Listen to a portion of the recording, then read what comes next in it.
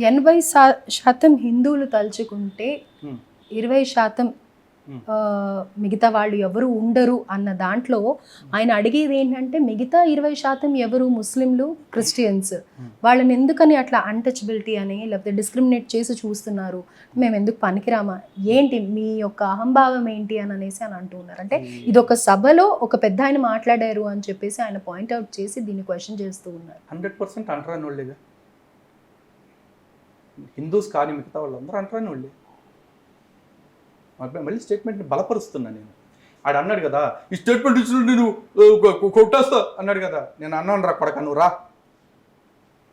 ఎందుకు అంటరాని వాళ్ళు అంటే ఆ 20% మంది నా విగ్రహాలని ఒప్పుకోరు, నా బహుదేవతలను ఒప్పుకోరు, నా బహుదేవతారాధనను ఒప్పుకోరు, నా ఆలయంలో పెట్టిన ప్రసాదాలని పెడతానంటే ఒప్పుకోరు. అంటే నా ఆరాధన, నా అర్చనలు, నా నైవేద్యాలు నీకు అంటరానివైనప్పుడు, నువ్వు గౌరవించరానివైనప్పుడు, నీకు గౌరవించే సంస్కారం లేనప్పుడు 100% నువ్వు నాకు అన్టచబుల్వే.